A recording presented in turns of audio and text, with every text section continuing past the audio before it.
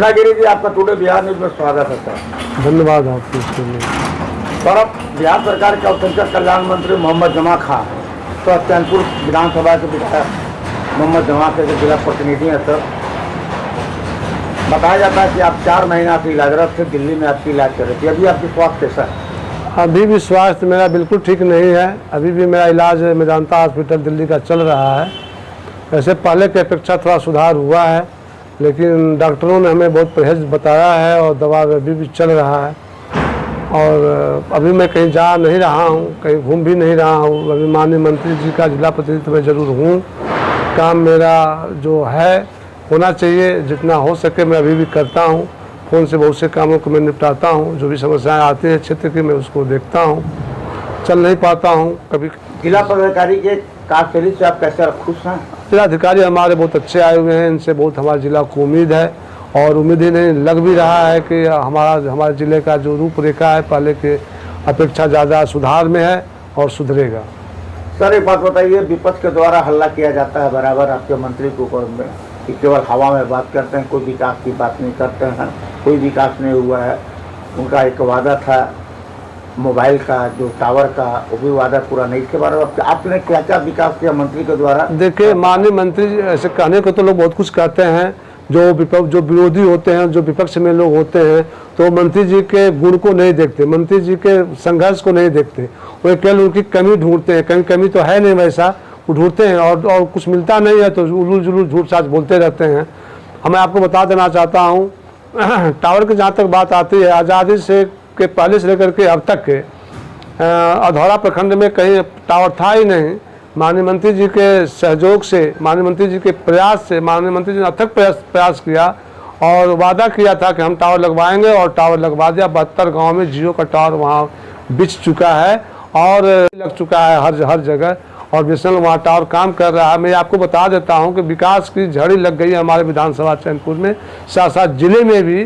चूँकि यहाँ के अधिकारी कहा करते हैं कि जो काम यहाँ आता है हमारे क्षेत्र में सबसे ज़्यादा चैनपुर विधानसभा क्षेत्र में जाता है, साथ साथ जिले का भी काम होता है। चूँकि माननीय मंत्री जी के चलते ही हमारे ज़िले में, बिहार में और ज़िलों की अपेक्षा ज़्यादा काम आ रहा है। मैं आपको काम कुछ बता देना चाहता हूँ। जैसे आप ले लीजिए, अधौरा टू अकबरपुर रोहतास जिले में पड़ता है, 52 किलोमीटर का रोड है। माननीय मंत्री जी ने प्रयास करके एनओसी उसका दिलवा करके वन विभाग को उस रोड को जो है पास करवा दिया। 2 भागों में उसका टेंडर भी हो चुका है। वैसे 6 रोडों का पहाड़ पर उन्होंने टेंडर करवाया। साथ साथ बहुत से लिंकअप रोड को भी उन्होंने बनवाने का काम किया है। बहुत से चेकडैम पहाड़ पर सिंचाई को लेकर के, चूँकि वहाँ नहर की व्यवस्था नहीं है पहाड़ पे, सिंचाई के लिए उन्होंने चेकडैम की व्यवस्था करवाया है पहाड़ पे। पहाड़ के विकास के लिए उन्होंने अथक प्रयास किया। चिरौंजी के लिए वहाँ प्लांट बैठवा दिया। महुआ का भी जल बनवाने के लिए प्लांट बैठने की प्लानिंग चल रही है। कुंड जलप्रपात, इन दोनों को विकास के लिए माननीय मंत्री जी लगे हुए हैं। आपको जानकारी भी होगी कि मुख्यमंत्री का भी दौरा, मुख्यमंत्री जी नीतीश कुमार जी का भी दौरा माननीय मंत्री जी ने अपने नेतृत्व में करवाया था करकटगढ़ में। और मुख्यमंत्री जी ने भरोसा दिया है कि करकटगढ़ का विकास जो है पैक पटक के रूप में बिहार के स्तर पे होगा।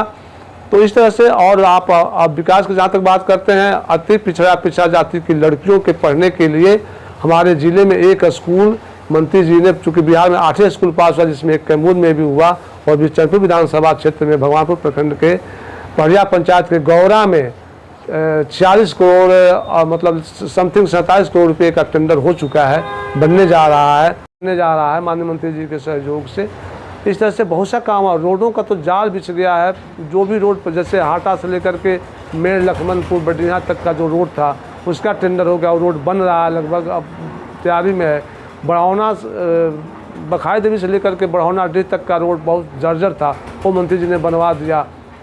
औखरा से लेकर के जगदम्बा डैम तक का रोड मंत्री जी ने बनवा दिया। चंदपुर से लेकर के जगदम्बा डैम तक का रोड मंत्री जी ने बनवा दिया। बखाई देवी अस्पताल एकदम जर्जर था। माननीय तत्कालीन मंत्री लालमणि चौबे जी ने जब स्वास्थ्य मंत्री थे 1977 की सरकार में, तो उस अस्पताल को बनवाया था। उसका जीर्णोद्धार कोई नहीं करवा सका। माननीय मंत्री जी ने उसका जीर्णोद्धार ने उसका नए सिरे से निर्माण करवाया। तो इस तरह से बहुत सा काम हमारे विधानसभा में भी हो रहा है। वैसे कहने को तो लोग बहुत कुछ कहते हैं। आपके चैनपुर प्रखंड में लोगों का शिकायत है कि थाने में आवेदन लेने पर सुनवाई नहीं होती है। प्रखंडों में भी बोला जाता है कि बिचौलियों का वहाँ चलता है। इसके बारे में क्या कहना चाहते हैं? माननीय मंत्री जी के विधायक बनने से पहले ऐसा सुना जाता था कि ऐसा होता है। हम लोगों ने तय किया था कि हमारे विधानसभा में ऐसा नहीं होने दिया जाएगा और हम लोगों ने मुस्तैदी से इस पर अमल करते हुए इस सब चीज़ों को खारिज करते हुए सही मायने में जो काम होना चाहिए वो हो रहा है। अगर कहीं से शिकायत आती है तो हम लोग खुलेआम कहते हैं जनता से भी कि अगर आपके साथ कोई दुर्व्यवहार करता है कोई भी अधिकारी तो आप खुलेआम हम लोगों से कहिए, हम लोग उससे निपटेंगे, उसको उस समस्या को दूर करेंगे, वैसे अधिकारी को भ्रष्ट अधिकारी को भगाएंगे यहाँ से। के बाद मंत्री बने आपके विधायक जी, उनका एक था कि मंडेश्वरी में रोपवे लगाना मेरा पहली प्राथमिकता होगी। आप क्या कहना चाहेंगे? अभी तो जिला प्रतिनिधि है उनके, क्या आपने ये है?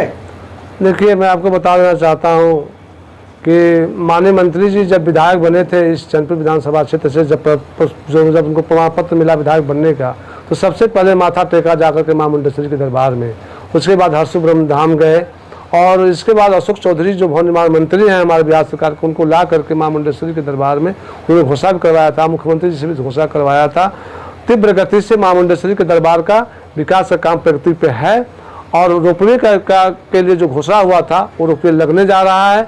मंत्री जी के कार्यकाल में रोपवे लग जाएगा और बहुत अच्छा से विकास होगा, क्योंकि मां मुंडेश्वरी का जो दरबार है हमारे देश स्तर पे एक अच्छा पर्यटक स्थल है। इसको आगे करके ही हम अपने जयपुर विधानसभा के अपने जिले का विकास कर सकते हैं। माननीय मंत्री जी भी इसके लिए तत्पर हैं, इसके लिए लगे हुए हैं, किसी तरह की कोई कमी इसमें नहीं रखी जाएगी। सर, बकरीद एक बहुत बड़ा पर्व है, बकरीद के शुभ अवसर पर अपने क्षेत्रवासियों को क्या कहना है? मैं बकरीद के शुभ अवसर पर जो 29 तारीख को मनाया जाएगा, वैसे 3 दिन का पर्व है, हम पूरे जिले वासियों को, अपने विधानसभा क्षेत्र के साथ साथ पूरे जिले वासियों को, बकरीद मनाने वाले सभी लोगों को मैं इसके लिए धन्यवाद देता हूँ, हार्दिक बधाई देता हूँ, शुभकामनाएं देता हूँ कि मिलजुल करके भाईचारा के साथ इस पर्व